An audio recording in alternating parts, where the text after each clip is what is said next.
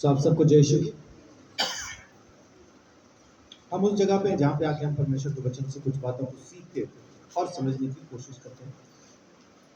आज जो मैं आपके साथ शेयर करने वाला हूँ वो है मांगने से ज्यादा हासिल करना,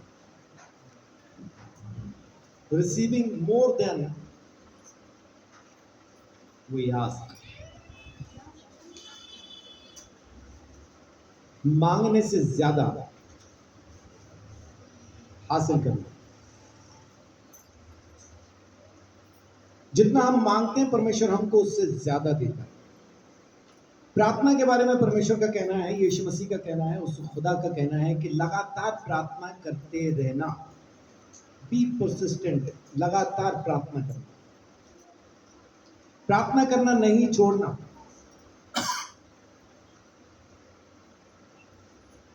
हम में से पता नहीं कितने लोग ऐसा हैं जो लगातार प्रार्थना करते हैं, छोड़ते ही नहीं, पता नहीं कितने। हाँ, ऐसे बहुत सारे हैं जो प्रार्थना छेड़ते ही नहीं। ऐसे बहुत सारे हैं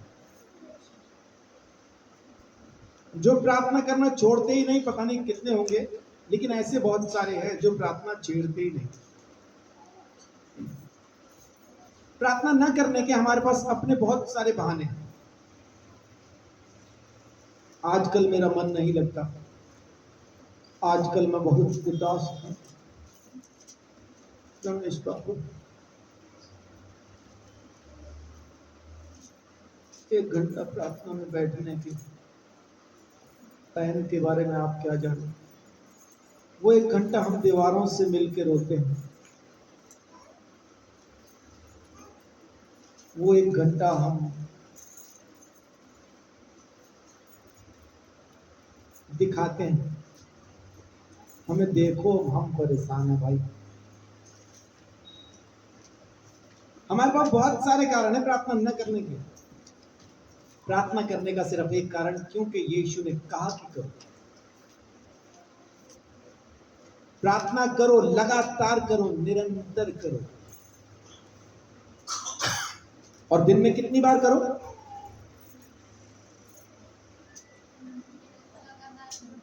लगातार करो। लेकिन वो आत्मा में है, जो निरंतर है ना, वो आत्मा में है। जागते रहो। जागते रहो मतलब क्या? सोना ही नहीं है। जागते रहो का मतलब है आत्मा में प्रार्थना करते रहो, उसको है जागते रहो। जागते रहो जब भी कहा गया तो समझो कि आपको प्रार्थना करने के लिए कहा है। जागते रहो, प्रार्थना करते रहो, ताकि तुम परीक्षा में न पड़ो। लगातार की प्रार्थना, लगातार की, निरंतर की प्रार्थना। लेकिन जो बैठ के प्रार्थना करनी है, परमेश्वर की पवित्र उपस्थिति में जो बैठना है, वो दिन में कम से कम कितनी बार की है प्रार्थना? कितनी बार बैठना है परमेश्वर के सामने? एक बार देखते हैं, भजन संहिता 55 का 17।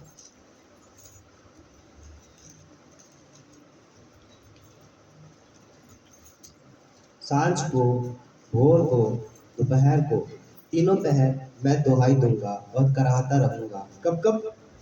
सांझ को, सांझ को, भोर को, भोर को, दोपहर को। दोपहर को।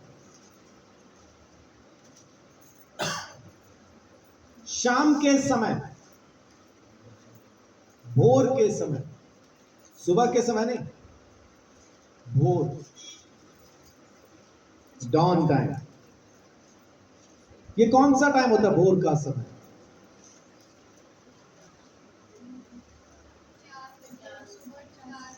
तीन बजे से शुरू होता है।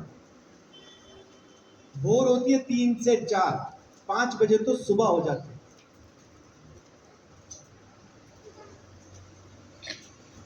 भोर का समय 3 से 4 बजे का, उसके बाद तो सुबह हो जाती है। 3 बजे अगर कोई जागा हो तो, अगर आप ऐसे इलाके में हैं जहां पे हरियाली है आसपास, पेड़ पौधे हैं आसपास, आपको 3 बजे पक्षियों की आवाज आनी शुरू हो जाती है। पक्षी जाग जाते हैं भोर के समय। और क्या करते हैं पक्षी? सूरज उगने से पहले, इससे पहले कि सूरज उगे, पक्षी भर पेट खा लेते हैं, भर पेट खा लेते हैं। सूरज उगता है बाद में, भर पेट खा लेते हैं। और उसके बाद सांझ को क्या करते हैं, इससे पहले कि सूरज गुरूब हो, माने डूब जाए, इससे पहले कि सूरज डूबे, आधा पेट खा के वापस जाके सो जाते। इसलिए पक्षियों को बुखार नहीं होता, खांसी नहीं होती, पक्षियों को लकवा नहीं मारता, उनको कैंसर नहीं होता, उनको कोई परेशानी नहीं होती। कारण सूरज उगने से पहले भर पेट खाते, सूरज डूबने से पहले आधा पेट खा के सो जाते। आप भी पक्षियों के जैसा भोर को उठें, भर पेट खाएं, परमेश्वर का वचन प्रार्थना करें। सांझ को भी आप बैठ के परमेश्वर के सामने प्रार्थना करें, दोपहर को भी उसके सामने बैठें और प्रार्थना करें। हमारे पास तीनों समय में टाइम है, आप नोटिस करके देखें। भोर को हमने कुछ नहीं करना, सांझ को हम सबके पास टाइम होता है, चाहे गृहिणी हो, चाहे जॉब करने वाला कोई शख्स हो, सबके पास टाइम होता है। दोपहर को सबके पास टाइम है। दोपहर को खाना कितनी देर खाते हैं हम? 10 मिनट, 15 मिनट, लेकिन अपने पास टाइम होता है दोपहर को। वचन कहता है कि लगातार प्रार्थना करो। जब लगातार की प्रार्थना करना आप शुरू करते हैं ना, आपने जो सोचा भी नहीं, परमेश्वर उससे ज्यादा आपको देता है। आमीन। हाँ, आप मिट्टी को हाथ लगाते हैं, सोना हो जाती है। आपने जो नहीं सोचा, परमेश्वर आपको देता है। जो दुनिया आपको कह रही होती ना, तुझे ना मिलेगा, तुझे मिल ही नहीं सकता, ये तो तेरा हो ही नहीं सकता, ऐसा हो ही नहीं सकता, आप एक बार परमेश्वर के सामने लगातार की प्रार्थना में बैठना शुरू कीजिए। आपकी जिंदगी में वो काम ना होने लगे जो आपने सोचे भी ना हो, तो फिर कहते वो काम होने शुरू हो जाएंगे आपकी जिंदगी के अंदर जो आपने सोचे। सोच समझ से बाहर, सोच और समझ से ज्यादा परमेश्वर काम करेगा। आमीन। वो परमेश्वर है, वो खुदा है, हमारी सोच और समझ से ज्यादा काम करता है। 1 तारीख को मैंने सब कुछ दिया, जो घर का किराया, बच्चों की फीस वगैरह देने के बाद फिर मैंने बैंक अकाउंट देखा तो मुझे वो थोड़ा खाली खाली सा लगा। लेकिन आज क्या तारीख है? आज अभी 13 है, लेकिन अगले महीने कहां से दूंगा उसकी टेंशन खत्म हो गई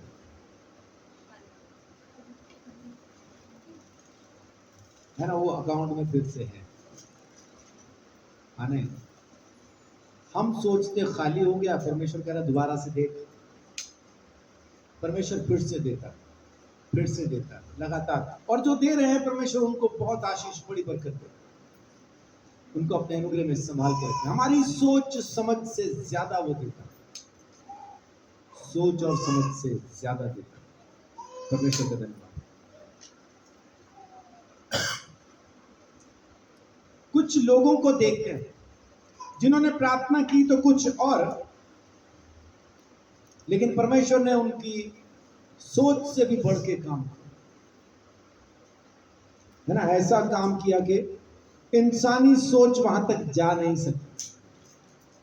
पहला बंदा देखते हैं, राजा सुलेमान। पहला राजा 3 अध्याय 10 से लेके 13 तक।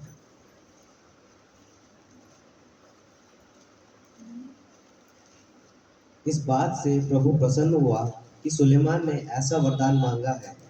तब परमेश्वर ने उससे कहा, इसलिए कि तूने यह वरदान मांगा है, और ना तो दीर्घायु और ना धन और ना अपने शत्रुओं का नाश मांगा है, परंतु समझने के विवेक का वरदान मांगा है। इसलिए सुन, मैं तेरे वचन के अनुसार करता हूँ, तुझे बुद्धि और विवेक से भरा मन देता हूँ, यहाँ तक कि तेरे समान ना तो तुझसे पहले कोई कभी हुआ और ना बाद में कोई कभी होगा। फिर जो तूने नहीं मांगा अर्थात धन और महिमा, वह भी मैं तुझे यहाँ तक देता हूँ कि तेरे जीवन भर कोई राजा तेरे तुल्य ना होगा। आमीन। परमेश्वर क्या कहता है कि तूने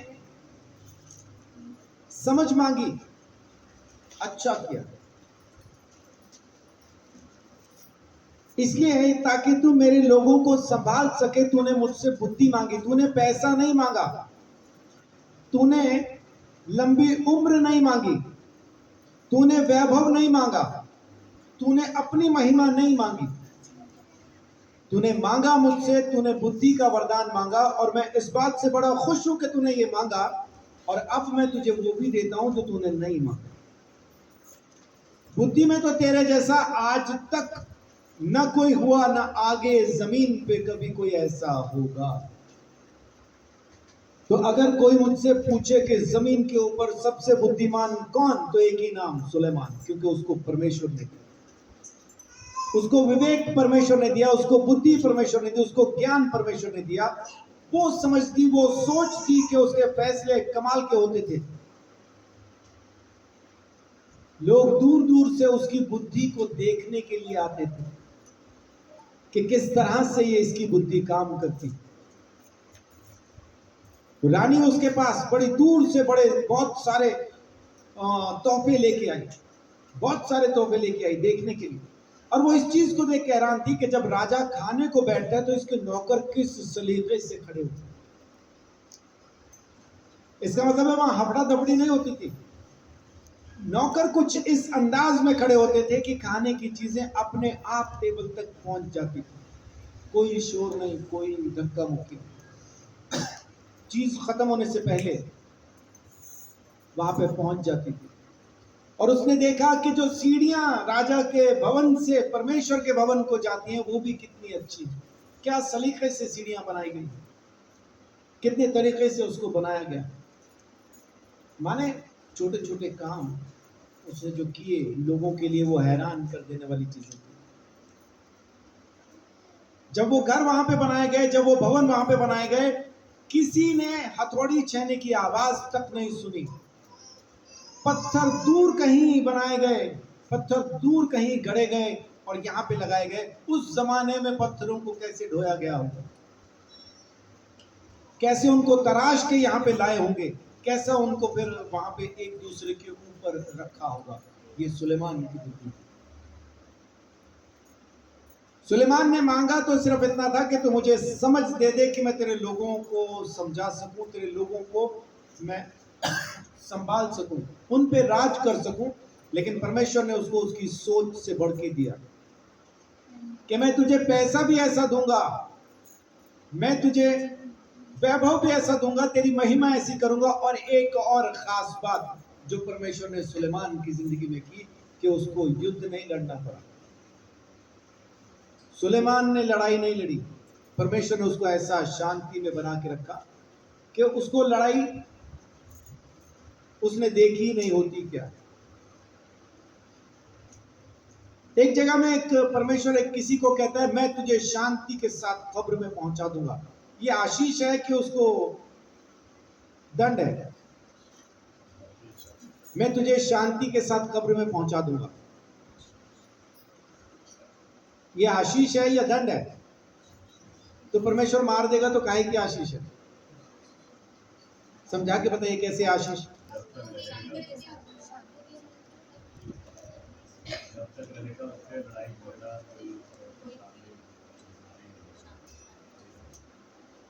इसका मतलब यह नहीं कि उसको तुरंत मार के लेके जाने वाला है। वो जब तक जिंदा रहेगा शांति उसके साथ बनी रहेगी। जब तक वो मर ना जाए शांति उसकी जिंदगी से जाएगी नहीं।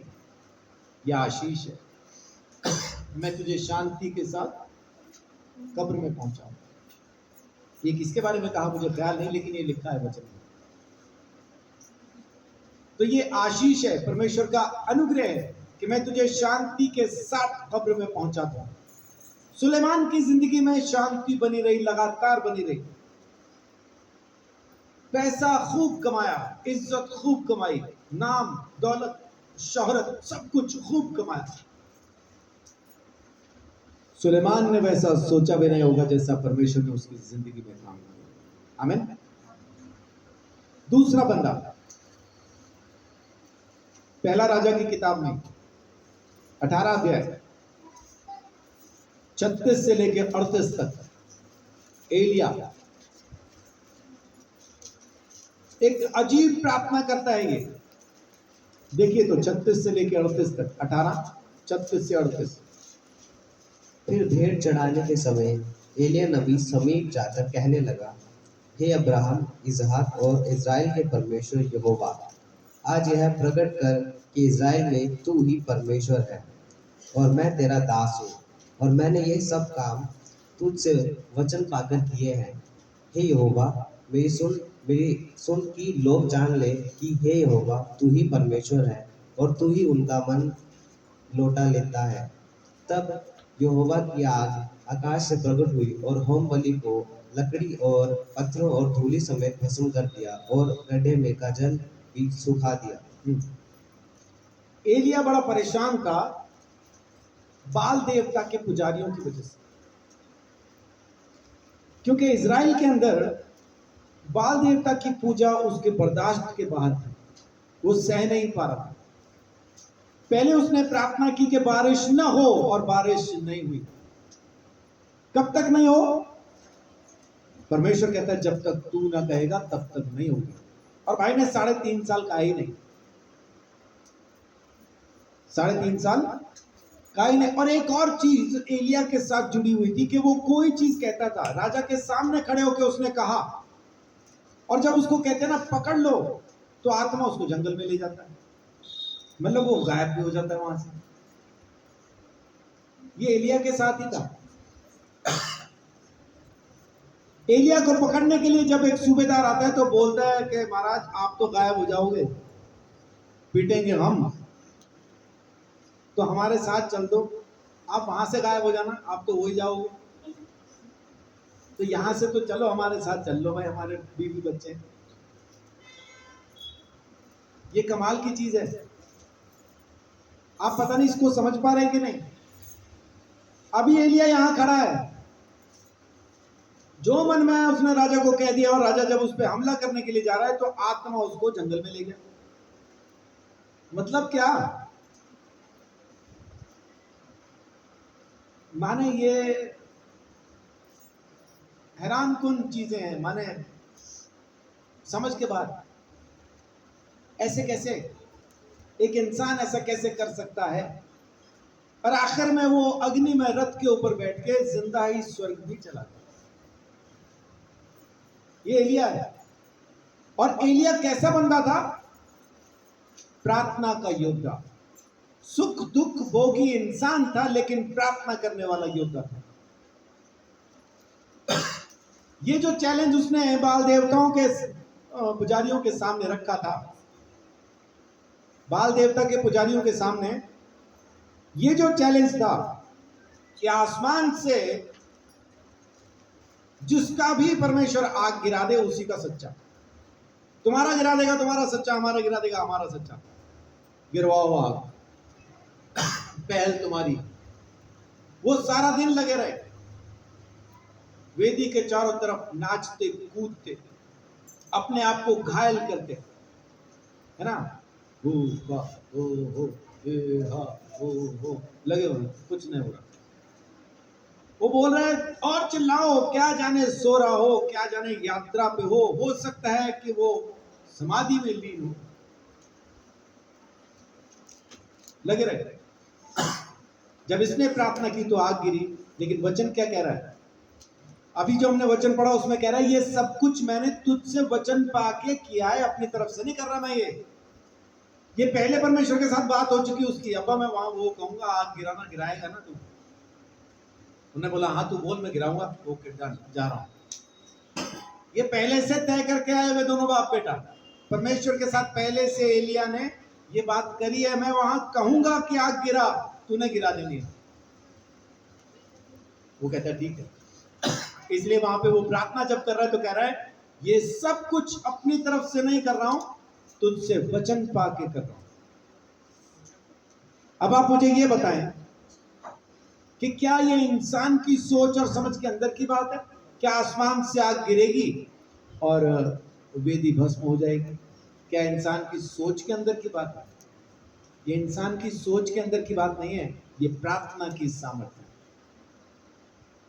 जो यहोवा के साथ आज की तारीख में तो हमारी सीधी डायरेक्ट पहुंच है प्रभु यीशु मसीह तक। वचन में साफ लिखा है कि अब हमारी पहुंच आत्मा में बाप तक है।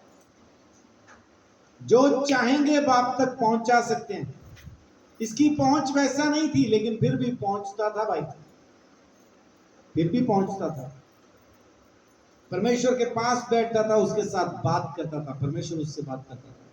और देखो क्या कमाल की बात है, अब्बा वहां जाके ना मैं उनके पुजारियों को बोलूंगा वेदी लगाओ, आसमान से आग गिरनी चाहिए। अच्छा, फिर उनकी तो गिरनी नहीं है। हाँ, फिर जब मैं कहूंगा तब तू गिरा देना। चल ठीक है, गिरा दिया। पक्का हो गया? हो गया, ओके डन, जा रहा हूं। 400 पुजारियों के सामने जाके चौड़ा होके खड़ा हो गया, गिरा के दिखाओ, नहीं तो मैं दिखाऊंगा। क्योंकि मालूम है ना बात हो चुकी बाप से पहले, अब टेंशन तो है ही नहीं कोई। और वहां खड़े होके यही कह रहा है, दोबारा पढ़ के देखिए 36 से 38 तक। फिर भेंट चढ़ाने के समय एलिय्याह नबी समीप जाकर कहने लगा, हे अब्राहम, इसहाक और इज़राइल के परमेश्वर यहोवा, आज यह प्रकट कर कि इज़राइल में तू ही परमेश्वर है और मैं तेरा दास हूँ, और मैंने ये सब काम तुझसे वचन पाकर किए हैं। तुझसे वचन पाके किए, अपनी तरफ से नहीं कर रहा मैं। ये तेरी मेरी बात हुई तब जाके मैंने ये वेदी लगवाई है। आसमान से आग तू गिराएगा, तेरा मेरा पहले से तय हो चुका, और अभी बात ही कर रहा है वो, है ना। मैं तेरे से वचन पाके कह रहा हूं ये, और सबके सामने इस बात को कबूल करता है कि तुझसे सुन के मैंने ये काम किया। अभी बात ही कर रहा है तो आसमान से आग गिरती है, ना सिर्फ वेदी भस्म होती है, बल्कि इसने अपनी तरफ से उस पर पानी भी डलवा दिया। पानी डालो बोल रहे, इस पे बाल्टियां पानी डलवा दिया, गीली करवा दी लकड़ी सारी। वो बाल देवता के पुजारी तो भर भर बाल्टियां डाल रहे हैं, हमारी तो सूखी नहीं चली है, पागल है, गिल्ली करवा रहा। लेकिन जब आग गिरी तो ना सिर्फ वेदी बल्कि पानी भी सूख गया, वहां कुछ बाकी नहीं बचा। क्यों? क्योंकि परमेश्वर से बात हुई थी। हुई कैसे? प्रार्थना की वजह से। सांझ को, भोर को, दोपहर को ये प्रार्थना का योद्धा परमेश्वर के सामने बैठता था, और परमेश्वर के पास बैठ के जब ये प्रार्थना करता है तो फिर परमेश्वर के साथ इसकी इस तरह से बात होती है। परमेश्वर सीधा सीधा इसके साथ बात करता है, मैं ये करूंगा तू ये कर, तू वो करेगा मैं ये करूंगा, है ना। पहले भी तो यही कहा था इसने, अब्बा ये तो सुन नहीं रहे, तेरे पीछे चलते नहीं, पराये देवताओं के पीछे चल पड़े हैं, तो क्या करूं? बारिश बंद कर दे, बारिश बंद कर दे। परमेश्वर ने कहा चल ठीक है बंद। तो फिर पूछता है अच्छा करेगा कब? तो परमेश्वर का जवाब, जब तू कहेगा। अब्बा मैं नहीं कह रहा, फिर अभी हाँ क्या, फिर बारिश नहीं होगी, जब तू कहेगा तब होगी। उसके दास ने, गेहजी ने समुद्र की तरफ से उठता हुआ एक बादल देखा, और वो बादल कितना बड़ा होगा कि उसने राजा को फटाफट ये मैसेज पहुंचा दिया, मैं आंधियों की सी गड़गड़ाहट सुनता हूं, जल्दी से रथ पे चढ़, घर पहुंच, ऐसा ना हो कि रास्ते में तू आंधियों में गिर जाए, बारिश में गिर जाए। तो वो कितना बड़ा बादल होगा जो देखा होगा समुद्र से उठता हुआ, कितना बड़ा था? एक मुट्ठी के बराबर। इतना सा बादल, इतना सा बादल देख के एलिया ने अनाउंस कर दिया, गड़गड़ाहट आ रही है, आंधी तूफान आ रहा है, बड़ी तेज बारिश होने वाली है। और जैसे ही कहा, पता नहीं कहां से हवाएं चली, कहां से बादल आए, छा गई घटाएं, हो गई बारिश। ऐसा कैसे हो पाया? क्योंकि एलिया में और परमेश्वर में पहले से तय था, जिस दिन तू कहेगा बारिश हो उस दिन हो जाएगी। अब बादल इतना सा ही हो, चाहे वो अंगूठे के नाखून के बराबर भी होता तो बारिश होनी थी, क्योंकि एलिया ने कह दिया होने वाली है। और परमेश्वर और एलिया के बीच में पहले से तय था, जिस दिन कह देगा उस दिन बारिश कर दूंगा। 3.5 साल के बाद एलिया कहता है बारिश हो, और हो गई भाई, हो गई। एलिया ऐसा क्या तोप था? एलिया तोप नहीं था, उसकी जो आदत थी वो तोप थी। उसकी आदत थी जिंदा परमेश्वर के सामने बैठना, प्रार्थना करना। सुबह, दोपहर, शाम को। सुबह माने भोर, सांझ को, भोर को, दोपहर को वो बैठा करता था परमेश्वर के सामने। नाले में जाके बैठ गया। नाला गंदे पानी का नहीं होता था तब, उस जमाने में नाला साफ पानी का होता था, शहरों के बीच में से गुजरता था। हमने अपना कूड़ा उसमें डालना शुरू किया, इसलिए आज नाले ऐसे हैं। गंगा, यमुना, ये गंदी क्यों है? क्योंकि हम इसके अंदर अपना कचरा डालते हैं। लॉकडाउन ने सारा चिट्ठा खोल के रख दिया। लॉकडाउन के टाइम पे यमुना इतनी क्लियर थी कि आप ऊपर खड़े होकर देखो तो नीचे का पत्थर दिखाई दे रहा था, इतना साफ पानी हो गया। ये जो संतरी मंत्री नदियां साफ करने के लिए करोड़ों रुपया खा जाते ना, सिर्फ एक काम करने का है कि नदियों के अंदर गंद डालना बंद कर दो, नदी खुद अपने आप को साफ कर लेगी। नदी को किसी की जरूरत नहीं कि उसको साफ किया जाए, बहती नदी है, बहता पानी है, अपने आप को साफ कर लेगा। लॉकडाउन में कर लिया, सिर्फ 1 साल के अंदर अंदर नदियों ने अपने आप को साफ कर लिया था। 1 साल लगा, लेकिन अभी दोबारा से वैसी है वो। क्यों? क्योंकि हम भूल गए ना। तो गंद नदी में नहीं है, गंद उनमें है जो उसमें डाल रहे। तो उस जमाने में नाले साफ पानी के हुआ करते थे, और अकाल के टाइम पे नाले में है वो, और कौवे उसको भोजन ला के दे। भोजन में भी क्या ला के दे रहे हैं? मांस और रोटी। ये बनता कहाँ होगा अकाल के टाइम पे मांस और रोटी?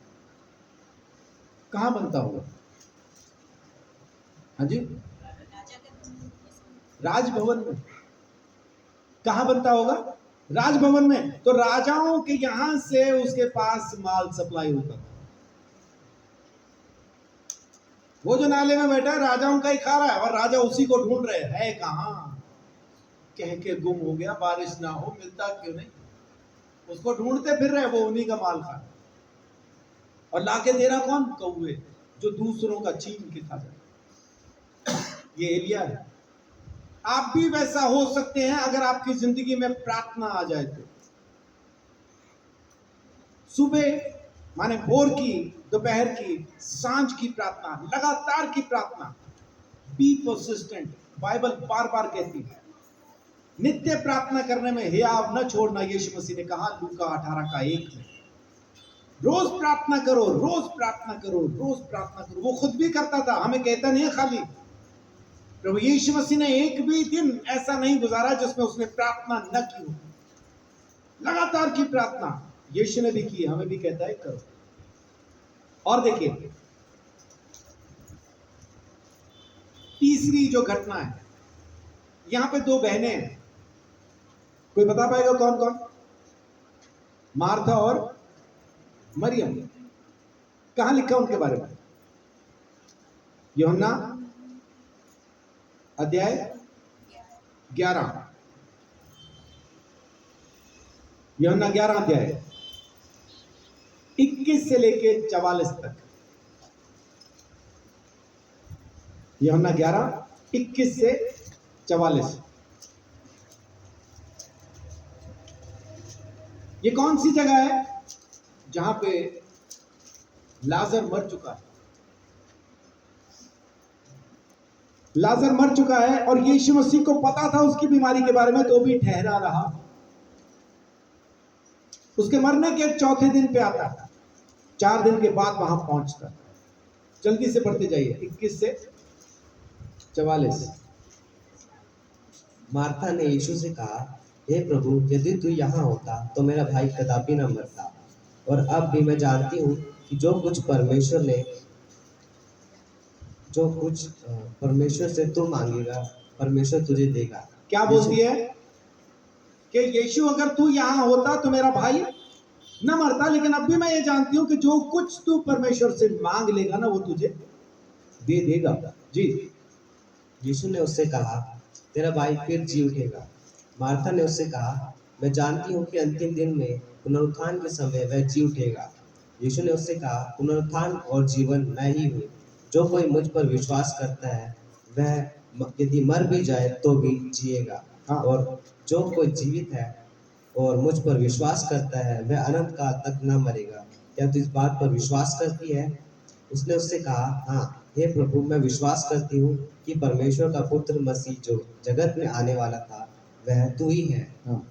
क्या यहाँ पे लगातार क्या बात चल रही है कि अगर तू यहां होता वो न मरता, और फिर वो कहता है कि वो जी उठेगा, तो कहती है हाँ पता है मेरे को पुनरुत्थान के दिन। यीशु कह रहा पुनरुत्थान मैं ही हूं, मैं आ गया हूं।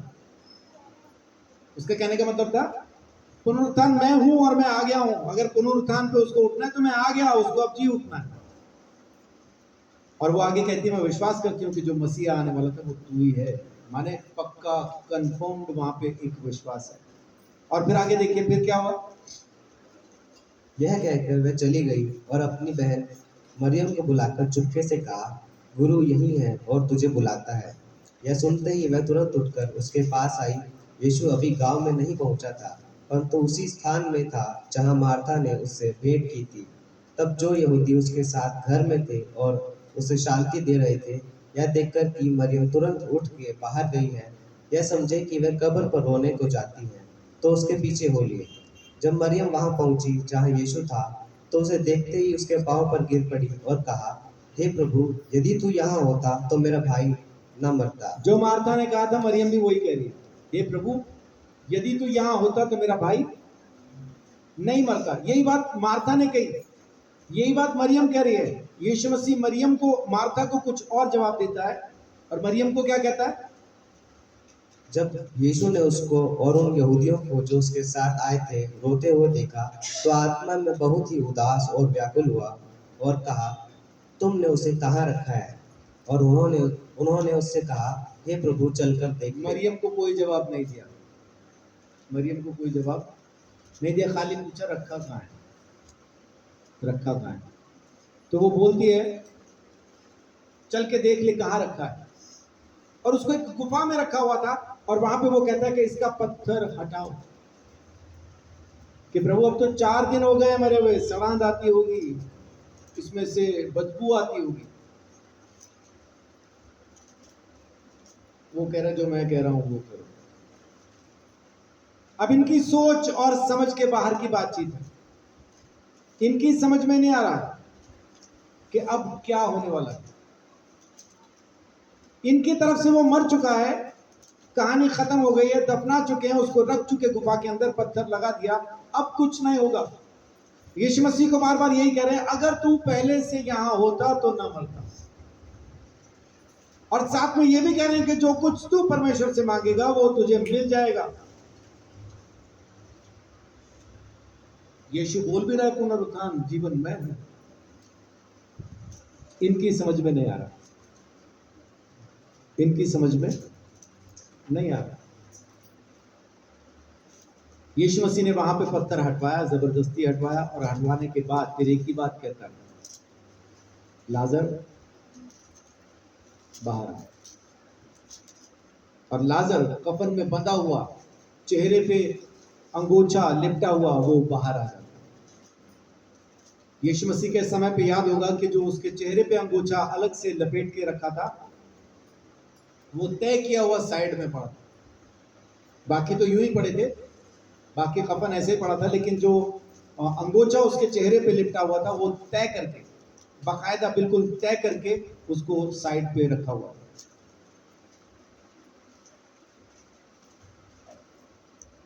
मार्था और मरियम को यीशु मसीह पे विश्वास है। मार्था और मरियम यीशु को प्रभु भी कह रहे हैं। मार्था सीधा सीधा कहती है तू ही मसीहा है, जो आने वाला था वो तू ही है। उसको हर एक बात पे विश्वास है, पूरी बात पे विश्वास है। दोनों का कहना है प्रभु तू होता पहले से तो मेरा भाई नहीं मरता। इनकी सोच यहां खत्म हो जाती है। लेकिन यीशु मसीह क्योंकि इनको जानता है, क्योंकि इनके साथ उसका रिश्ता है, क्योंकि इनको मिलता है, तो वो अपनी तरफ से एक ऐसा काम करता है जो इनकी सोच के बाहर है, इनकी सोच और समझ के बाहर है। और वो काम क्या करता है? उनके मुर्दा भाई को, जो 4 दिन से मुर्दा है, जिंदा करके बाहर बुला ले। आमीन।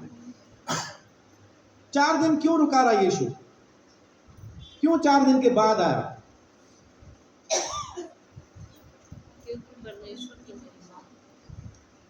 पहले दिन में नहीं होनी थी, दूसरे दिन नहीं होती, तीसरे दिन नहीं होती, चौथे दिन क्यों? यहूदियों का यह विश्वास था कि 3 दिन तक आत्मा आपस वहीं आसपास रहता है। 3 दिन तक कोई भी अपने आप जिंदा हो सकता है। अगर उन 3 दिन में यीशु मसीह ने उसको जिंदा किया होता तो सारे यही सोचते अपने आप हो गया, क्योंकि अभी तो आत्मा यही था। लेकिन चौथे दिन का मतलब है कि आत्मा जा चुका, अब ये जिंदा नहीं होगा, हो ही नहीं सकता। लेकिन उस टाइम पे आके, चौथे दिन में आके जब यीशु मसीह उसको जिंदा करता है तो ये चमकता है। सोच और समझ के बाहर। कभी कभी हमारी परिस्थितियां ऐसी होंगी कि हमें लगेगा कि सब मर गया, खत्म हो गया, दफना दिया गया, अब कुछ बाकी नहीं बचा। लेकिन यीशु मसीह वहां पे आके कहेगा, मैं हूं पुनरुत्थान, मैं जीवन हूं। और वो हमारी मरी हुई परिस्थितियों को, हमारे मरे हुए हालात को जब आवाज देके कहेगा ना कि जिंदा हो जा, तो जिंदा हो जाए। आमीन। शरीर के अंदर के ऑर्गन्स मर गए होंगे, है ना? किसी की किडनी काम नहीं कर रही, किसी की सिडनी काम नहीं कर रही। लेकिन जब परमेश्वर जब आके काम करेगा तो किडनी अपने आप काम करेगी, ऑटोमेटिक।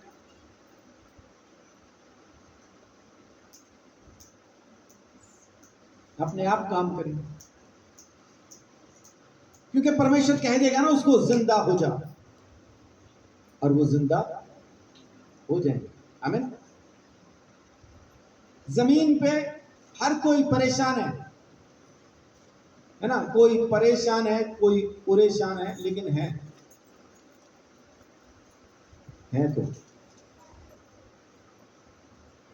तो इन परेशानियों से निकालने के लिए परमेश्वर है, सोच और समझ से बढ़ के काम करता है। कब? जब आप प्रार्थना में लगातार बैठना सीख जाते हैं। हम तो प्रार्थना करते हैं जी, हम तो प्रार्थना करते हैं। Good morning. हम तो प्रार्थना करते हैं,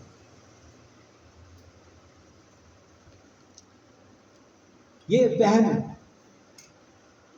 हम पता कब प्रार्थना करते हैं? जब बिल्कुल फंस जाते हैं, जब पूरी तरह फंसे हुए होते हैं ना, तब करते हैं हम प्रार्थना।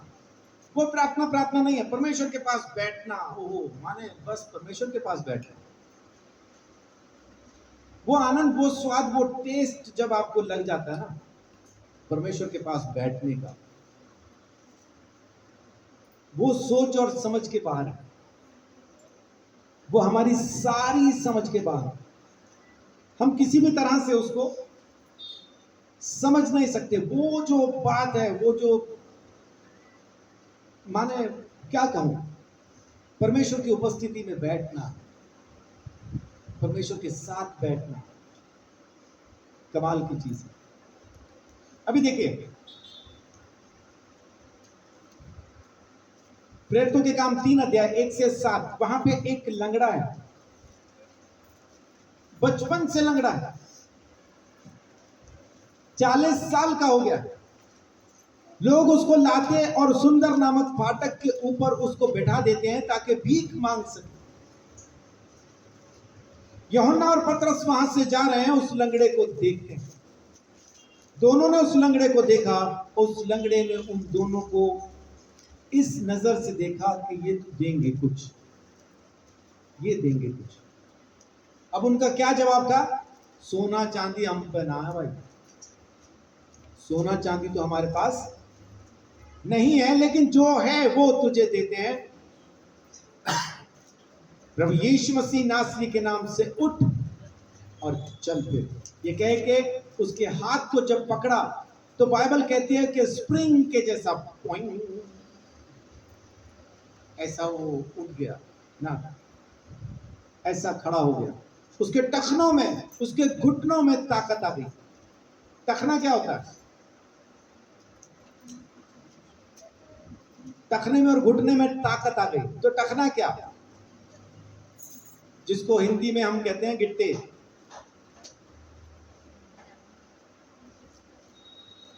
एंकल, एंकल, गिट्टे, ये होते हैं टखने, ये होता है घुटना।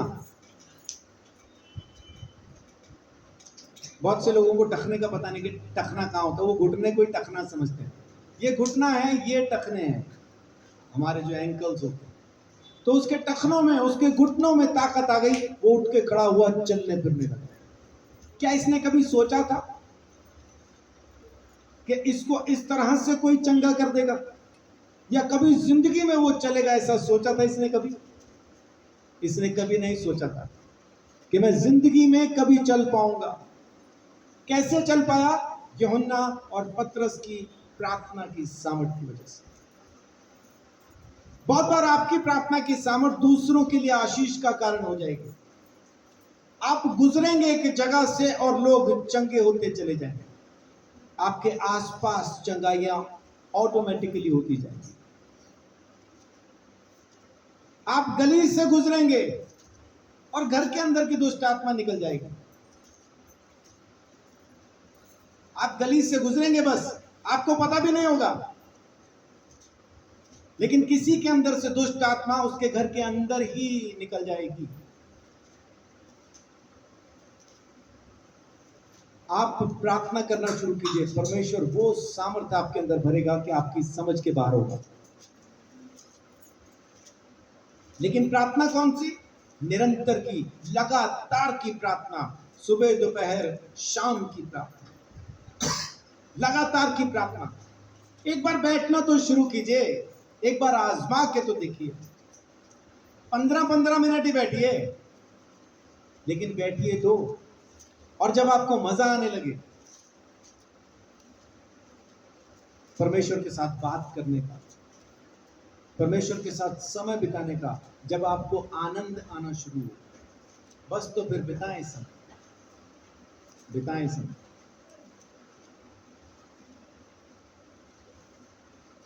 पतरस को पकड़ लिया गया सुसमाचार प्रचार की वजह से, उसको मार देंगे तय कर दिया। देखिए 12 अध्याय,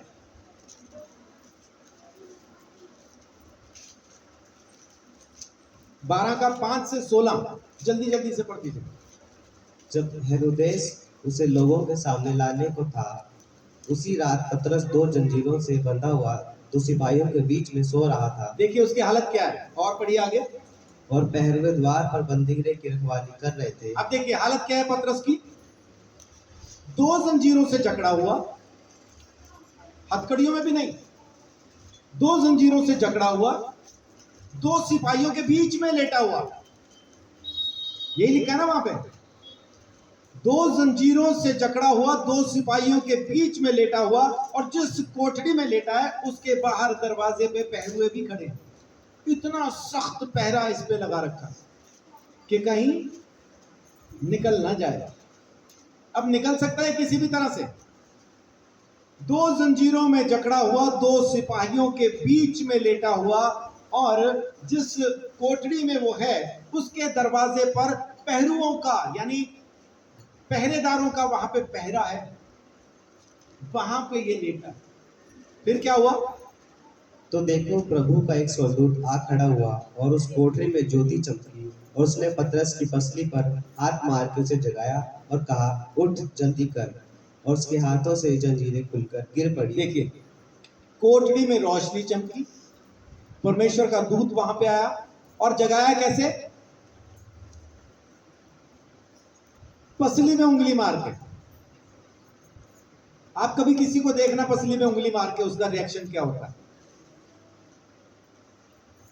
पंजाब में नहीं मारना, क्योंकि रिएक्शन में मां बहन निकल आएगी।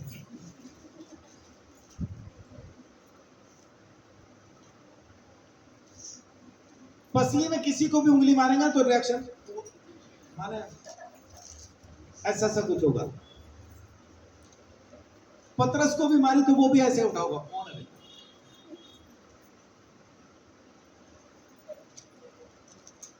जब उठा तो देखा स्वर्गदूत है, जंजीरें खुल गई। मतलब ये झूठ लिखा ना यहाँ पे, ऐसा थोड़ी होता है। ऐसा होता है क्या? ऐसा होता है? जंजीरें दो जंजीरों से जकड़ा हुआ था, स्वर्गदूत आया, पसली में उंगली मार के उसको उठाया, जंजीरें अपने आप खुल गई। फिर क्या हुआ उसके बाद? तब स्वर्गदूत ने उससे कहा, कमर बांध और अपने जूते पहन ले। उसने वैसा ही किया। फिर उसने उससे कहा, अपना वस्त्र पहनकर मेरे पीछे हो ले। वह निकलकर उसके पीछे हो लिया, परंतु यह न जानता था कि जो कुछ स्वर्गदूत कर रहा है वह सच है, वरन यह समझा कि मैं दर्शन देख रहा हूँ। हाँ देखिए, वहां सब कुछ असल में, यहाँ पे आप सपने और दर्शन के बीच में फर्क समझ पाएंगे। सब कुछ असली में हो रहा है, लेकिन दर्शन में उसको क्या लग रहा है, मैं दर्शन ही देख रहा हूं, हो नहीं रहा ये। यानी दर्शन जब आप देखेंगे वो तो इतना सच होगा कि आपको लगेगा ये हो ही रहा है। सपना नहीं होगा वो, आप सोए हुए नहीं होंगे, आप जागे हुए होंगे। पतरस सो नहीं रहा है, सबसे पहले तो स्वर्गदूत ने जगाया है उसको, और जागने के बाद जब वो जा रहा है तो क्या बोला?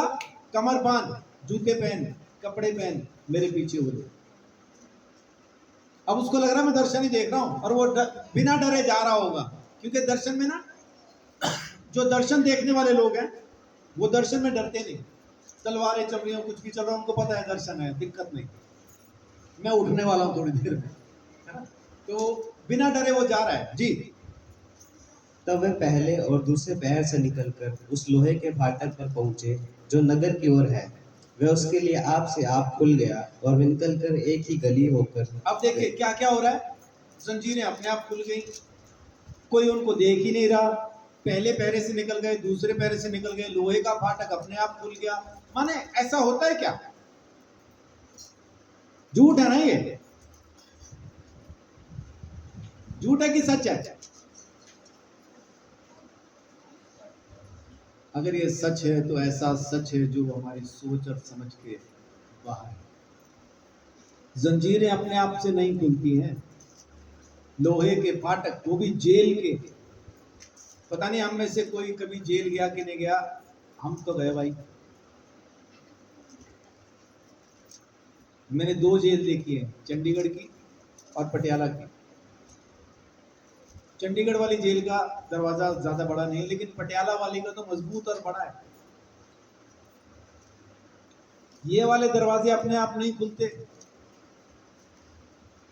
ये खुलवाए जाते हैं, खोले जाते हैं, तब खुलते हैं। जंजीरें अपने आप खुल गई, पहरेदार अपने आप हट गए, दरवाजे अपने आप खुल गए, और एक गली में उसको लेके स्वर्गदूत आगे गया। फिर क्या हुआ?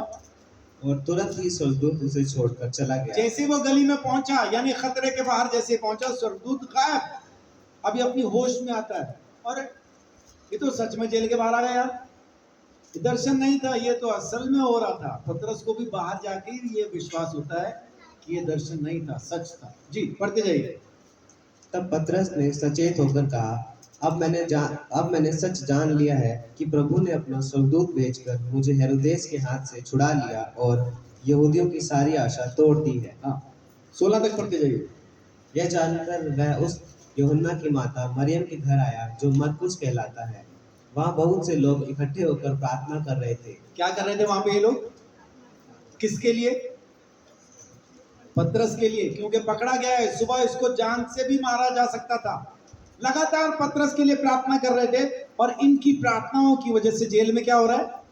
जंजीरें खुल जाती हैं, पहरेदार सो जाते हैं, दरवाजे खुल जाते हैं, बिना किसी के नजर आए पतरस गली में पहुंच जाता है। किस वजह से? इन लोगों की प्रार्थना की वजह से। कभी कभी जब मैं बाहर होता हूं, या घर पे भी हूं, या कहीं भी हूं, आप में से कोई भी मेरे लिए जब प्रार्थना कर रहा होता है, तो परमेश्वर के दूत इसी तरह से मेरी हिफाजत में रहते हैं। आप लोगों की प्रार्थनाओं की वजह से मैं चलता फिरता हूं, आप लोगों की प्रार्थनाओं की वजह से मैं कहीं भी जाके खड़ा होकर परमेश्वर का वचन प्रचार कर सकता हूं। आप लोगों की प्रार्थनाएं मेरे लिए सपोर्ट होती हैं। जब मैं स्टेज पे होता हूँ, किसी भी बड़ी जगह पे होता हूँ, तो मैं खास तौर से रीना को उस टाइम पे वो बताता हूँ कि मैं अब स्टेज पे हूँ या अब मैं कहाँ पे हूँ, और उस टाइम पे फिर वो मेरे लिए प्रार्थना करती हो सकता है आपके साथ भी शेयर करती हो कि आप लोग भी प्रार्थना करो। लेकिन मुझे तब प्रार्थना की सख्त जरूरत होती है ताकि परमेश्वर का वचन अच्छे से प्रचार किया जा सके, परमेश्वर के नाम को महिमा दी जा सके। ये लोग प्रार्थना कर रहे थे, तो क्या हुआ? जब उसने फाटक की खिड़की खटखटाई तो रोदे नामक एक दासी देखने को आई। पतरस का शब्द पहचान कर उसने आनंद के मारे फाटक न खोला, परंतु दौड़कर भीतर गई और बताया कि पतरस द्वार पर खड़ा है। और उन्होंने उससे कहा, तू पागल है। परंतु वह दृढ़ता से बोली कि ऐसा ही है। तब उन्होंने कहा, उसका स्वर्गदूत होगा। परंतु पतरस खटखटाता ही रहा। अतः उन्होंने खिड़की खोली और देखकर चकित रह गए। इनकी सोच के बाहर की बात है ये प्रार्थना तो कर रहे थे कि पतरस वहां से छूट जाए, निकल आए, लेकिन जब निकल आया तो हैरान हो गए, ये कहां से निकल आया। परमेश्वर आपकी सोच से बढ़ के, आपकी समझ से बढ़ के आपके लिए काम करेगा। जंजीरें अपने आप टूट जाएंगी, पहरेदार सो जाएंगे, दरवाजे खुल जाएंगे और आप वहां पहुंच जाएंगे जहां पे परमेश्वर आपको अपनी सुरक्षा में संभाल के रख सकता है। आमीन। लगातार की प्रार्थना करना नहीं छोड़िए। इफिसियों 3:20 कहता है कि अब वो जो ऐसा सामर्थ्य है कि हमारी सोच और समझ से बढ़ के काम कर सकता है, और उसकी सामर्थ इस वक्त हम में काम करती है। आमीन। देखिए क्या कहता है इफिसियों 3:20। अब जो ऐसा सामर्थ्य है कि हमारी विनती और समझ से कहीं अधिक काम कर सकता है, उस सामर्थ्य के अनुसार जो हम में कार्य करता है। आमीन। वो सामर्थ जो हम में काम करता है, इस सामर्थ को अपने अंदर काम करने दीजिए। लगातार प्रार्थना करना शुरू कीजिए। आपका मन है नहीं है, आपके पास टाइम है नहीं है, उस टाइम पे अगर कोई बड़े से बड़ा, माने कोई भी अगर आपको उस टाइम पे आपसे वो टाइम लेना चाहे तो नहीं दो, परमेश्वर को टाइम दो, परमेश्वर को टाइम दो। सबसे ज्यादा टाइम कंज्यूमिंग अपने पास एक इंस्ट्रूमेंट है जिसको कहते हैं फोन। फोन के साथ एक बार जुड़ गए तो माने जुड़ गए, फिर इससे कटना निकलना बड़ा मुश्किल होता है। उस टाइम पे एक ही काम करें, स्विच ऑफ। 3 टाइम अपने जिंदगी के अंदर 3 समय ऐसा बांध लीजिए कि उस समय स्विच ऑफ, इस समय स्विच ऑफ, इस समय स्विच ऑफ। ये साइलेंट करने से या बाद में देख लेंगे वैसा, वो बार बार उठाया ही जाएगा क्योंकि ऑन है ना वो।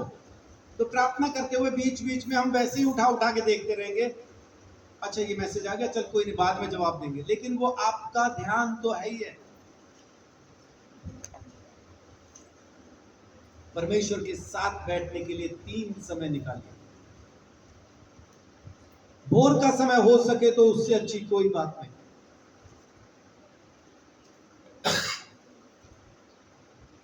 अपोस्टल विनोद प्रोचिया, वो अंबाला आए, उन्होंने मेरे से बात की और मुझे बोलते हैं कि परमेश्वर मुझे आपके बारे में 2 चीजें कह रहा है। मैंने बोला बोलिए क्या। पहली चीज उन्होंने बोली कि परमेश्वर आपको इस तरह से इस्तेमाल करने वाला है जैसा आपने सोचा भी नहीं, जैसा अभी तक आपने सोचा नहीं, परमेश्वर आपको वैसा इस्तेमाल करना चाहता है। 2 चीजें कीजिए, पहली भोर के समय में प्रार्थना शुरू कीजिए, और दूसरा परमेश्वर के वचन को पूरी तरह से खा लीजिए, पचा लीजिए, और फिर देखिए परमेश्वर आपकी जिंदगी में किस तरह से काम करता है। आमीन। यही चीज मैं आपको भी कह रहा हूं कि आप लोग भी प्रार्थना करना शुरू कीजिए, भोर के समय में, दोपहर के समय में, सांझ के समय में। अब जब दाऊद लिखता है तो दाऊद लिखता है सांझ, भोर और दोपहर। ऐसा क्यों करता है? क्योंकि वो यहूदी जो दिन गिनना शुरू करते हैं शाम से शुरू करते हैं, इसलिए सबसे पहले उसने सांझ की प्रार्थना रखी। हम तो रात को 12 बजे से शुरू करते हैं ना दिन गिनना, नया दिन चढ़ा कब? रात को 12 बजे। वो शाम को 6 बजे से शुरू करते हैं। तो सांझ की प्रार्थना, भोर की प्रार्थना, दोपहर की प्रार्थना। यूहन्ना और पतरस जब गए, जब उन्होंने उस लंगड़े को चंगा किया, तो दोपहर की प्रार्थना के लिए जा रहे थे। वो परमेश्वर के भवन में, उसके मंदिर में दोपहर की प्रार्थना के लिए जा रहे थे। आज हमें किसी मंदिर में जाने की जरूरत नहीं, किसी भवन में जाने की जरूरत नहीं, क्योंकि परमेश्वर ने हमें अपना घर, हमें अपना भवन, हमें अपना मंदिर बनाया। वो हमारे अंदर वास करता है, बस उसी के साथ बैठो। आप खुद उसका मंदिर हो। अब आपको और कहीं जाने की जरूरत नहीं। जहां आप बैठोगे, परमेश्वर की उपस्थिति वहां पे होगी। वो कहता है मैं तुम में वास करता हूं। अभी हमने पढ़ा कि वो सोच और समझ से, विनती और प्रार्थना से बढ़ के, हमारी सोच और समझ से बढ़ के काम करता है, उस सामर्थ के द्वारा जो हम में काम करता है। हमारे अंदर कौन सा पवित्र आत्मा है? हमारे अंदर वो पवित्र आत्मा है जिसने प्रभु यीशु मसीह को मुर्दों में से जिंदा किया। रोमियो 8:11 कहता है कि हम में वो आत्मा वास करता है जिसने प्रभु यीशु मसीह को मुर्दों में से जिंदा किया। वही पवित्र आत्मा हम में भी वास करता है जिसने यीशु को जिंदा किया। तो वही पवित्र आत्मा जिसने यीशु को जिंदा किया, जब हमारे अंदर काम करता है, तो हम भी जो चाहें सो कर सकते हैं। लेकिन करने के लिए करना क्या होगा? एक चीज, लगातार की प्रार्थना। लगातार की प्रार्थना। मुझे आपकी रिपोर्ट नहीं चाहिए। बहुत से लोग तो सिर्फ इस वजह से कहते हैं हम भी लगातार प्रार्थना करते हैं ताकि मुझे अच्छा लगे। मुझे अच्छा लगे, मुझे लगे बुरा, उससे कुछ फर्क नहीं पड़ता, क्योंकि मैं परमेश्वर नहीं हूं। मैं आप ही के जैसा इंसान हूं, आपसे गंदा हूं, खराब हूं, बेकार हूं। आप मुझसे बहुत अच्छे लोग हैं, तो मुझे बताने से कुछ नहीं होगा। आपको परमेश्वर के सामने ईमानदारी से बैठना, आत्मा और सच्चाई से बैठना। परमेश्वर के सामने आए, अपने आप को लेके आए, प्रार्थना करना शुरू करें। उसके लिए बहाने नहीं, मन नहीं लगता, ये नहीं लगता, ये फालतू की बातें। सीधी सी बात है कि मैं परमेश्वर के पास बैठना नहीं चाहता, मैं बैठना नहीं चाहता। बात यहां खत्म होती है। नहीं चाहता तो हूं, चाहता तो हूं, तो फिर चाहो तो बैठो। ये कौन सी चाहना है कि चाहते भी हैं और बैठते भी नहीं। बहुत समय पहले एक रिफाइंड ऑयल की ऐड आती थी, मेरे ख्याल गगन की शायद। छोटा सा बच्चा माँ बाप से नाराज होके रेलवे स्टेशन पे चला जाता है, घर छोड़ के जा रहा। तो उसका नौकर उसको ढूंढने के लिए जाता है, उसको देख लेता है, वो सामने बैठा हुआ है, लेकिन जानबूझ के वो दूसरी तरफ को मुंह करके चल देता है। ये खुद ही उसका आवाज देता है, रामू काका, ये बैठा मैं तो अच्छा आप यहाँ हो? हाँ, मैं घर छोड़ के जा रहा हूँ। अच्छा, पर घर पे तो जलेबी बनाई थी। अच्छा, जलेबी?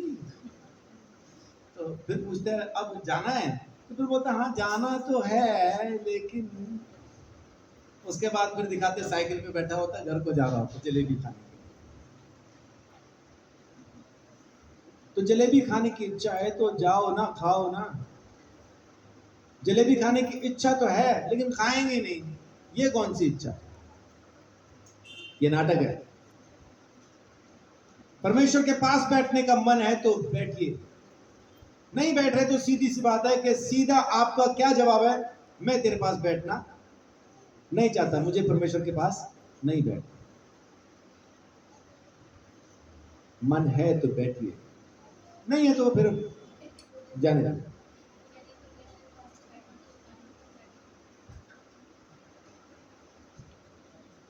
पांच साल की है ये अभी,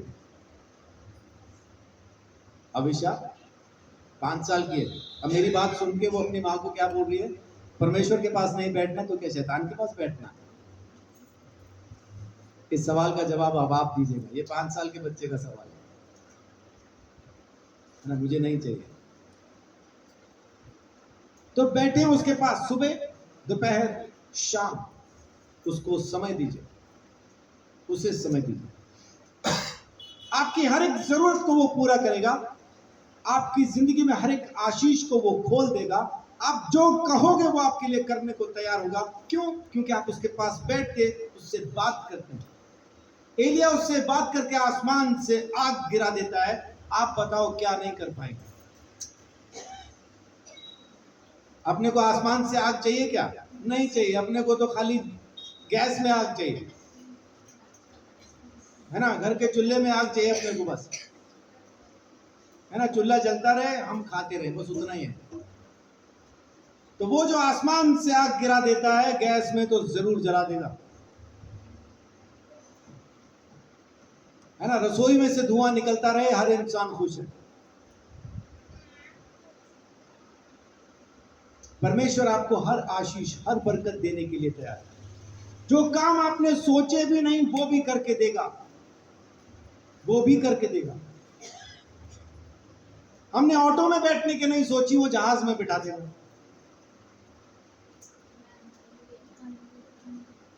हमने अंबाला से निकलने की नहीं सोची, वो अमेरिका पहुंचा देगा।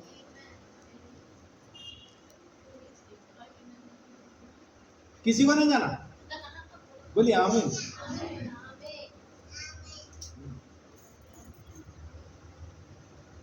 वो जो चाहे सो कर सकता, लेकिन कब? जब आप उसके पास बैठना, उससे बात करना शुरू करें। एलिया ने सीधा सीधा कहा कि प्रभु मैंने ये जो काम किया है तुझसे पूछ के किया है, तेरे वचन पा के मैं ये काम कर रहा हूं, अपनी तरफ से नहीं कर रहा। परमेश्वर कब उससे बात कर पाया? जब वो बैठा परमेश्वर के पास। हम भी बैठेंगे तो हमसे बात करेगा, हम भी पूछेंगे तो हमें भी जवाब देगा। तो आज सिर्फ इतना ही कहना चाहता हूं, receiving more than we ask, मांगने से ज्यादा मुझे दिया, है ना। मांगने से ज्यादा दिया। उसके पास बैठना शुरू कीजिए, उसके साथ बात करना शुरू कीजिए, वो आपकी हर एक जरूरत को जरूरत से ज्यादा पूरी करके देगा। आमीन। परमेश्वर आप सबको बहुत आशीष, बड़ी बरकत दे।